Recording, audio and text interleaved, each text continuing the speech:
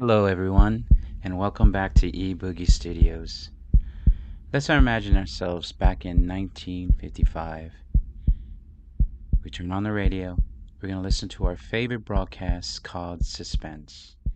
Hope you enjoy.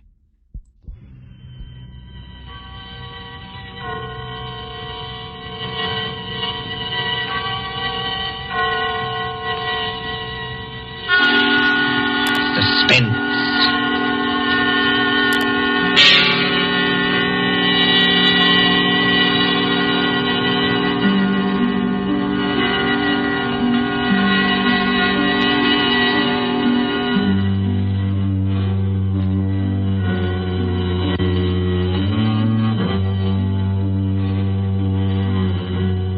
The thrill of the nighttime, the hushed voice and the prowling step, the stir of nerves at the ticking of the clock, the rescue that might be too late, the crime that is almost committed, mystery and intrigue and dangerous adventures.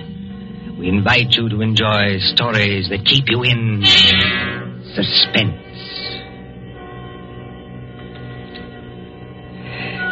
Can a man stake his life against $25,000? Can another and cleverer man track him down like a hunter, stalking his prey and kill him within 5 hours?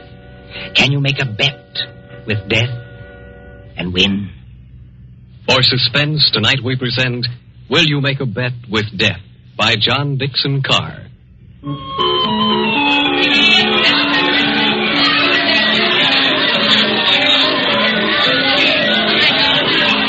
Coney Island on a summer day. There's the beach, bright-colored with bathing suits. There's the boardwalk, all straw hats and summer dressing. There's the Ferris wheel and the roller coasters. There is all humanity eating hot dogs and having a good time. And over there, beyond that souvenir shop, is the haunted mill. You get into a little boat. You float through a narrow tunnel into the dark while witches scream. But that fools nobody, does it? There couldn't be any real terror, could there? While the bands are playing and the crowd goes by and... Ladies and gentlemen, a unique attraction. It hurts me to see you stand there and miss this. Only 10 cents, 1 dime, the 10th part of $1 to go through the old haunted mill and get the thrill of your lives. An overstatement, if you ask me. 1 ticket, please. Did you say 1 ticket, lady? That's right, 1 ticket. What's the thrill? Beg pardon, lady? I said, what's the thrill? Lady, the gals who come here with their boyfriends don't have to ask that. 10 cents, please, this way and mind the gate. Thank you. Step right up, ladies and gentlemen. Get your ticket for the old haunted mill, where ghosts will walk and corpses... Give me some tickets. Hurry. Just a minute, young fella. I know you want to get into the old haunted mill, but there's plenty of time. How many tickets? I don't know. You better give me 10. 10 tickets. Do you hear that, ladies and gentlemen? Here's a young fella who likes the old haunted mill so much, he buys 10 tickets. Don't call everybody's attention. Listen, I've got a better idea. Whatever boat comes after mine, Yeah? I'll give you an extra $1 to send that boat through empty. Now, what's the matter, son? The cops ain't after you, are they? No. It's nothing like that. Will you do it? Well, money talks, young fella. Okay, go ahead. Isn't there an empty boat here? Well, really? You've got such a great objection to riding in the same boat with me? Oh, I'm sorry. I didn't mean that at all. Don't misunderstand. Then you better get in if you want to go. This boat's starting to move. Yeah, I better sit down. You certainly had. Look here, I want to apologize. That's quite unnecessary. This place is rather childish anyway, isn't it? Yes, isn't it? But I've seen everything else, so I may as well see this. Here we go in the dark. What was that? One of the ghosts, I imagine, from a machine. It sounded like him laughing. There isn't anybody in the boat behind us, is there? I can't see. It's pitch dark. Listen, Miss... My name is Andrews, Betty Andrews. If it's customary to exchange names in a place like this. Mine's Pendrell. Bob Pendrell. Did you say Pendrell? Yes. Do you know it? Oh, no, not exactly. It's an unusual name, that's all. I don't want you to think I'm out of my mind, though I very nearly am. But I've got 5 hours to go. Just 5 hours. At the end of that time, either I'll have won $25,000 or else... Or else? Or else I'll be dead. You know, I wish I'd kept you away from this boat. Well, there's nothing to get alarmed about. For you. I can't tell you much, but I had to tell somebody that or I'd have started yelling. There's just one other thing. Is there? In these places, they've usually got little dim-lighted rooms along the way. Yes, Exhibits. boats and things. Yes. Well, when we come to one, I'm going to get out of this boat and hide there. Just don't get alarmed, and don't tell anybody when you go out. Why should you do that? I think I see a light ahead. Well, there is a light, but... Dim, too. That's all but the good. Yes. We're coming around the corner. Look, I'm going to have company when I get off. A waxed dead man on a pile of straw. Oh, I hope I can stand these noises. Goodbye, Betty Andrews. I wish we'd met at a different time. Mind the boat! Here, what are you doing? Getting off, too? Don't be an idiot. What's the idea? You need looking after, Mr. Pendrell. And if we must hide, I suppose this is as good a place as any. I won't have it. Quick, quick. There'll be more boats along. Over behind that dead man on the straw. He'll hide us. Hurry. Well, Now, Mr. Pendrell, in the queerest place I ever get into, please tell me what this is all about. I can't tell you. You said it yourself. If you don't tell somebody, you'll go crazy. Maybe you're right. It's against the strict terms of the bet. But this is the last day. And I tell you, I can't hold out any longer. Lower your voice. There's a boat coming. I wonder if you ever heard of my stepfather, John Destry. Yes? I imagine everybody has. He's a millionaire, and I'm not. I'm just a chemist. An analytical chemist. Not very successful. So if I'd had time, if I'd had money, I might have worked out a process that would have... Well, I think it would have helped in the war. But he's got money. Yes, he's got money. Well, my mother died years ago. This Destry's a big, white-haired, fine-looking fella. You'd think butter wouldn't melt in his mouth.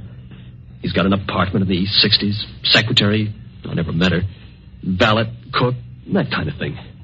Well, he used to invite me there. I wouldn't go. Then he got hold of a book I had to have, a German work on chemicals. So I went. After dinner in that study of his, over the brandy...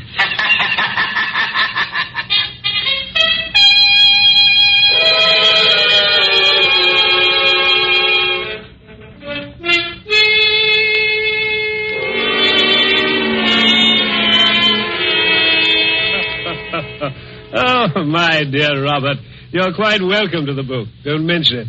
Oh, what do you think of this brandy, by the way? It's excellent, thanks. Yes, I thought you'd like it. And now that we're all relaxed, comfortable after dinner, tell me something. Yes, Mr. Destry? You hate me, don't you? Frankly, I do. And always have. Good. Then you'll be relieved to hear I've always felt the same about you. But tell me something else. Did you ever know me to break my word? No, I never did. I'll give you that. I asked you, Robert, because I want to make a little bet with you. That is, if you have the nerve, which I doubt. Well, I'm afraid I can't afford to make bets. You were always careless with money, Robert. Well, I've been thrifty.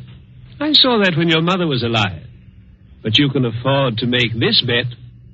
Look here, in my desk. Well? $25,000, Robert. $25,000 in 5 $100 bills. And what would I have to bet against that? Your life. What? My life? There's the money in the drawer. Look at it. What wouldn't you give for that money? What wouldn't you give to have it for this precious work of yours that you're so fond of and that you've failed in miserably? So far I've failed, yes. Oh, I've had a fairly good life as lives go. My heart isn't as good as it might be, but the doctors say I'll last a little while yet. But before I go, there's one pleasure, one little exquisite thrill for me to experience. I want to commit a murder.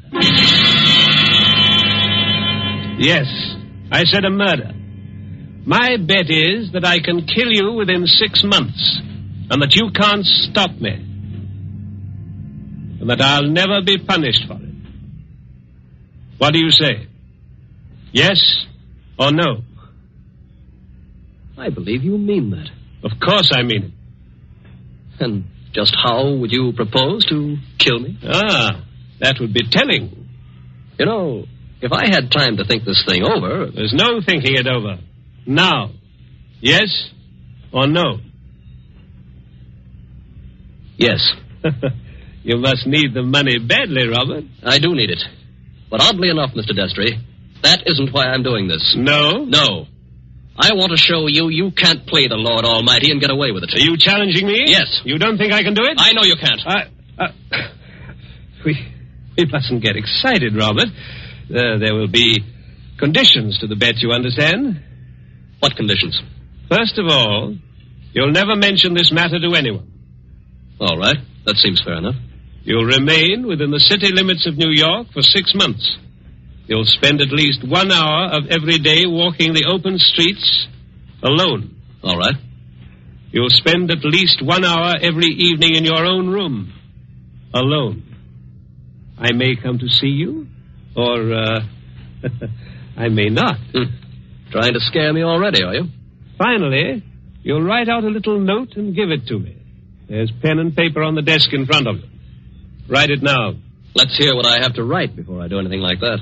You will write, I am a failure. You can't stop harping on that, can you? I am a failure, and this was the only way out. I wouldn't have done it otherwise. A suicide note? Yes.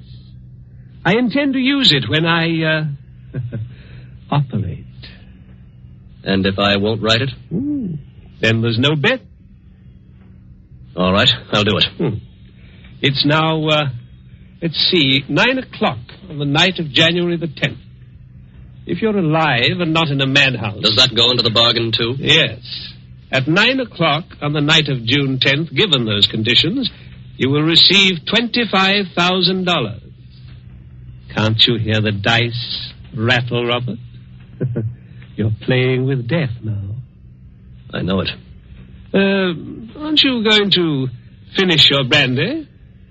No, thank you. Oh, then pour it back into the decanter. You heard me. Pour it back into the decanter. If you were as careful as I am, you wouldn't be where you are now. That's right. Always be thrifty. I can promise you, by the way, that you'll always be perfectly safe as long as you're in this apartment. But that's the only concession I make.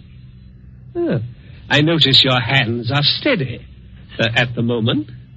I wonder what they'll be like a month from now.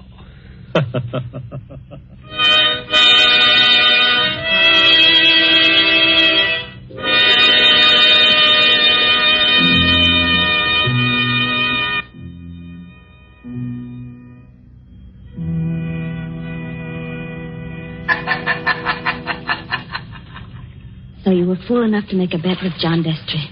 Listen, Betty. I want to tell you what else happened the same night. I got on a Fifth Avenue bus and started to look through that book that Destry gave me. It was a book that I wanted about poisons. Well, just as I opened it, I felt something sharp prick my fingers. I looked down, and my hands were covered with blood. He had sewn safety razor blades in a line down the inside edge of the cover. Oh, no. Yeah. A little white card fell out of the book, and I read it. It said, "See how easy it is to take you off guard? Those razor blades aren't poisoned, but they might have been. Take warning." Betty, that was 6 months ago. 6 months less 5 hours of careful, refined torture. And now, I've got only 5 hours to go. What's he done in the meantime? Nothing. Nothing? I don't understand. Nothing at all. That's the cleverness of it. He's left me waiting. Expecting something. Expecting it every hour of the day or night. Once at the laboratory where I work, I opened a box that I thought was from a chemical supply house. And a Mexican tarantula, one of those furry spiders about as big as your fist, ran out across my hand. It was a toy tarantula. He enclosed a card, asking whether I didn't admire it. Bob, this can't go on. I used to think I didn't have a nerve in my body. I could hold a test tube at arm's length absolutely steady for minutes at a time. Now look at me. Don't, please, don't. But the waiting's almost over now. Walking the streets, wondering who's behind you. Sitting alone at night, listening for every step on the stair. He's got very little time left now. And he's got to do something. The question is, what's he going to do? Well, maybe he doesn't mean it. Maybe he's only doing it to scare you. And lose all that money? Oh, you don't know my stepfather. Listen. Huh? I don't hear anything. That's just it. There's no sound of running water. The boats have stopped. Then we're all by ourselves in here. All with him. Yes. Oh, Lord, how I wish I hadn't gotten you into this. Oh, I'm all right.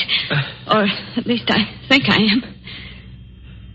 I thought I saw him in the crowd outside, but I couldn't be sure.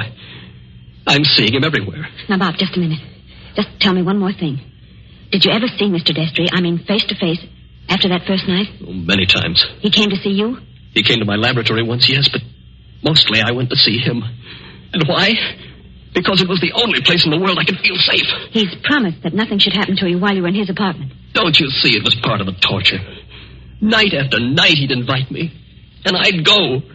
Right up until last night. Last night. We were in that study of his, with the devil masks on the walls. And he was sitting behind the big mahogany desk.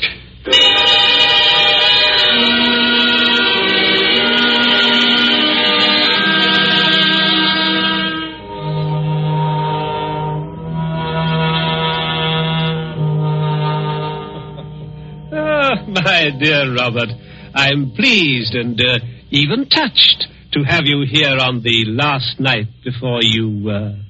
Why don't you say die and get it over with? Oh, well, let's not say die. No? The clergy contend that we never die. We only change. Now let that be a consolation for you. Must you be going so early?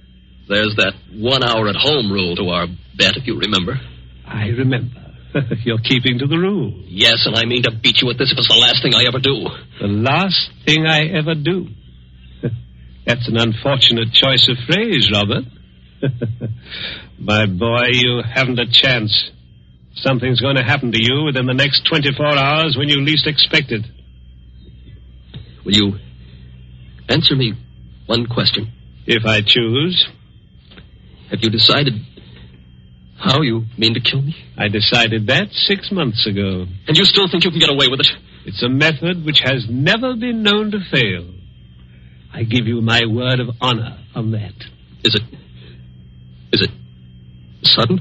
Yes, and no. Wouldn't you like to know what it is? Good night, Mr. Destry. I think I'd better be leaving. No, my dear boy, you mustn't go yet. Sit down. Pour yourself a glass of brandy. No, thanks. Then perhaps you wouldn't mind pouring me a little. My doctor allows brandy, though I'm forbidden spirits. I notice your hands are shaking quite a good deal. They weren't like that 6 months ago, were they? No. You were full of confidence then. Oh. And it grieves me to see you waste tobacco by lighting a cigarette and putting it out immediately. Oh, it's no use lying to you. But I'm going to beat you just the same. You wouldn't like to back out now? After what I've been through? You'd still have your life. I'll keep it, thanks. That's very unwise of you, Robert. Still, you must decide. Oh, I was expecting my secretary a little later to dictate some letters. But now, I think I'll leave her a message that I've gone to bed and turn in myself. Tomorrow is likely to prove an interesting day for both of us. Here's your hat, here's your briefcase, and let me wish you a fond, peaceful, and happy good night.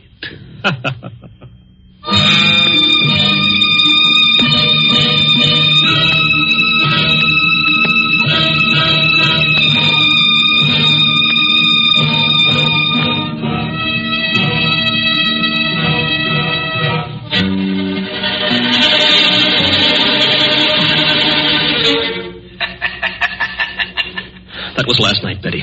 I said I had 5 hours to go. It's less than 4 hours now. If I can keep away from the old devil until 9 o'clock. I wish those boats would start running again. Why? Because it's almost as spooky in here as a real old mill. I know. Even that wax dummy on the straw. Any minute now. You're expecting to see him move? So am I. Now don't stand up. It doesn't matter. If the boats aren't running, we can hear anybody who comes along. I hope so. Do you think Destry's got in? Bobby can't have got in. He can't even be here. Why not? Because Mr. Destry told me. Mr. Destry told you. I'm his secretary. You know, Betty Andrews, I'm sorry it was you who did this. Did what? You can't guess, can you? Oh, Bob, I didn't come here to trap you or spy on you. If that's what you're thinking, I swear I didn't. No. You only got me to tell you the whole story and lose my bet. I haven't heard a single word you said. Bob, please believe that. He didn't send you here, of course. No. And of course you never saw me at his apartment last night. No, I swear I didn't. I got there late. He'd gone to bed. I didn't even take off my hat or gloves before I left again. Don't you understand, Bob? I hate him, too. I want to see you beat him. You've got to beat him. You mean that? Look at me and see if I mean it. Betty, I almost believe you. You must believe me. And Anything else? we better hide behind that dead man in a hurry. Those boats have started up again. I wish I could tell you, Betty, what that means to me. Come on, hurry. Wait a minute, you two. But Stay just where you are. where's that voice coming from? Along the tunnel, I think. But it's not Destry's voice. No, it's a man standing up in a boat. He's coming around the corner. I can see him now. Hurry. The old haunted mill, eh? My golly, if this ain't some place to make a pinch, I never heard of one. What do you mean? Make a pinch? Just what I said. Your name, Robert Penderell? Yes. Who are you and what do you want? Police headquarters. You're to come along with me. I want to see you over in New York. About what? I wouldn't know, lady, but it might be about the murder of John Destry. Oh, no. Did you say the murder of John Destry? That's right. Somebody poisoned him last night with mercury cyanide. I wouldn't have got you at all, maybe, if the barker outside there hadn't thought the cops were after you to start with. Betty, Yes, Bob? he's beaten me. He hasn't beaten you. Oh, yes, he has. And I know now the weapon Destry was going to use in killing me. What weapon? It never fails. The electric chair. You mustn't talk like that. Don't you see? He never once intended to kill me in the way I thought. Are you coming quietly, Mr. Penderell? Just a minute. He's poisoned himself. But he's left evidence to show I did it. He's killing me the worst way possible. He's won the bet. The money doesn't matter now. If I'm in the death house for murder, what use have I got for all the money in the world?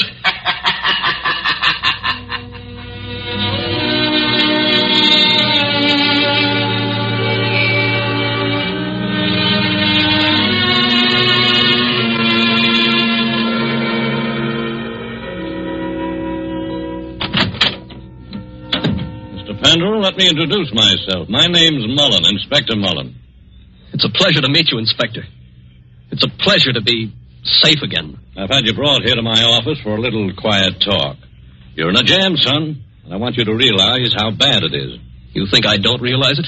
John Destry was poisoned with mercury cyanide administered in a glass of brandy. And only my fingerprints were on the glass besides his own. I can guess. Mr. Destry's body was found this morning lying behind the desk in the study. There was an empty glass with traces of brandy and cyanide. Now, we haven't had the full autopsy report, but the smell of that stuff is pretty distinctive. Tell me, you're a chemist, Mr. Penderell. That's right. The boys find that 8 grains of mercury cyanide are missing from your laboratory. Where he visited me a month ago. And in your briefcase, which you took away from his apartment last night... He handed it to me. I remember. We found over $1,000 in cash. Now, take a look at this note. You ever see it before? Look. Yes. I wrote it. You admit that? Yes. It says, I was a failure, and this was the only way out. I wouldn't have done it otherwise. Where did you find it? Torn up in little bits. You started to write a confession, and then you couldn't face the consequences. But you shouldn't have left the pieces behind. You're intimate, my boy. Unless... Unless what? Now, if you'd like to confess here and now, and maybe we did a little deal about second-degree murder... Oh, Inspector, why bother to string me along? What do you mean, string you along? There's no second-degree murder on a poison charge. It's the death house and nothing. He saw to that. It's too bad you had to go and kill him, son. Didn't you know he had an aneurysm? A what? Fatal heart disease. He said that he had heart trouble, but... Heart trouble? His doctor says he couldn't have lived 8 or 10 months anyway. And you might have got something in the will. So that's why he did it. Did what? Killed himself. You still stick to that crazy story you told the boys? He's going to kill me, isn't he? with 3,000 volts of electricity. Inspector Mullen. What are you doing here, Sergeant? Didn't I say I wasn't to be disturbed? All the same, Inspector, I thought I'd better do it. There's a young lady here, a Miss Betty Andrews. I think you'd better see her. I'll see her when I'm good and ready. And I think you'd better see her, Inspector. We've just heard from Mr. Destry's lawyer. Well? He said that young fellow there, Mr. Pendrell, inherits $25,000 in Mr. Destry's new will. Did you hear that, son? Do you see what you'd have gotten if you hadn't gone and killed him? He was keeping his promise, that's all. And a fine lot of good it'll do me now. But look, Inspector, I've just talked to the medical examiner, and he says there's no poison in Mr. Destry's body. Say that again? There's no poison in the old man's body. Somebody's kidding you. An empty glass with the smell of mercury cyanide and a dead man with a congested face behind the mask? What did kill him then? Well, if you'd like to listen to Miss Andrews, Inspector, she's right here now. I think you'd better listen, Inspector. I've been trying to tell you all afternoon. Go ahead, Miss Andrews. I've been over and over it. But until they got the medical report, nobody would listen. Can you tell us what killed John Destry? Yes. Poison killed him. But the sergeant's just been saying there was no poison in the body. Inspector, will you listen? I was at Mr. Destry's apartment late last night. Well, so what? You didn't kill him, did you? The servant said he'd gone to bed. So I looked into the study to see if there were any instructions. Was Mr. Destry dead then? I don't know. I couldn't see his body because it was hidden behind the desk. I didn't even learn he was dead until late this afternoon. But I did see a full glass of brandy. A full glass, did you say? Yes. So I picked up the glass and poured the brandy back into the decanter. That's what he always made us do. And I didn't leave any fingerprints because I was still wearing my gloves.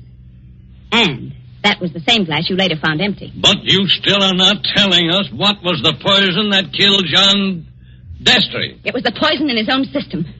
He worked out this plot to convict Bob Pendrell. Only just as he stretched out his hand to drink the cyanide... Inspector, I think I see it. It was his last great hour. He couldn't resist such gloating as he'd never known before. That's it. His heart wouldn't stand it, and he fell dead behind the desk. And I think, if you study the expression on his face, you'll find he died laughing.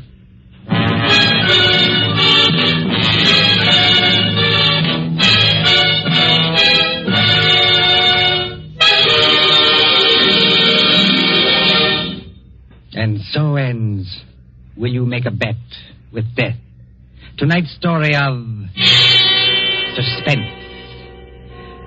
The part of Bob Pendrell was played by Michael Fitzmaurice. Betty was played by Leslie Woods. John Destry was played by Nicholas Joy. And in supporting roles were Ted DeCorsia and Charles Slattery. Again next Tuesday at 9:30 p.m. Eastern Wartime. A story dedicated to the thrill of the nighttime, the hushed voice, and the prowling step. Another adventure in Suspense. William Spear, the producer. Mark Slobe, the director, in the absence of John Dietz. And John Dixon Carr, the author, are collaborators on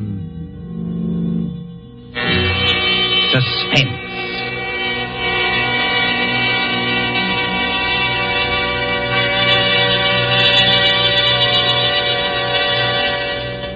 This is the Columbia Broadcasting System.